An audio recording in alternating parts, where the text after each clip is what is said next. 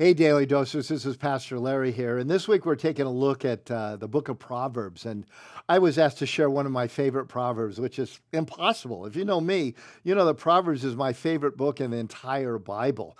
And so there's a ton of favorite verses there. I don't know why, but I've always been enamored since just being a young kid with this concept of wisdom. I was aware very early on that my initials backwards spelled the word owl and that owls were supposed to be wise. And like I said, I just always had this idea that, man, Lord, it would be so cool if I could be wise, have understanding into how life works. And at times I feel like He's given me a measure of that in my Bible teaching and the ability I've had to work with leaders and to speak into their lives. So I don't have a favorite proverb to share with you, but what I do is a couple of verses that speak to me and hopefully to you in a challenge about how to seek after wisdom and how to kind of work your way through the book of Proverbs. It's found in chapter 2, and it starts at verse 3, and it says this. Indeed, if you call out or cry out for insight and cry aloud for understanding, so you really desperately want insight, understanding, and wisdom.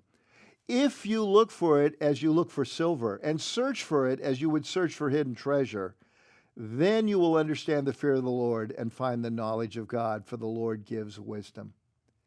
Now, here's the key thing in this particular passage. I've got circle in my Bible. Then you will understand it.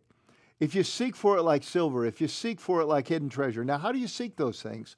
Well, you don't just walk along and find them like dirt clods, little stones on the road, because it wouldn't have any value. The whole thing about seeking for silver and seeking for hidden treasure is, frankly, more days you come back empty than you come back having found what you're looking for. And that speaks to me about how to approach the book of Proverbs.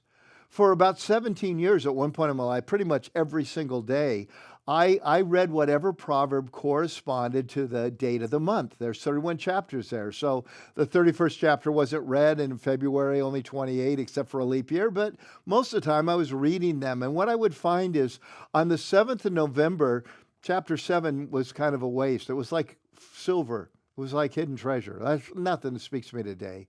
But oh my goodness, when I hit March 7th, there would be 2 or 3 things there that would just jump out at me. And during those 17 years of reading over and over, whichever one corresponded to the day, and asking this question, where have I seen it? Where am I experiencing it? Or do I need to do something? Just those 3 little questions every day poured an incredible amount of God's wisdom for my life, because it says when you do that, you will find the knowledge of God, for he gives wisdom, and from his mouth comes knowledge and understanding. So here's my encouragement to you. Maybe start this week with the book of Proverbs. Just pick the one that corresponds to the date. You might find that's something you want to continue even further, because when you value it to the point that you keep searching for it, God says, you're going to find it.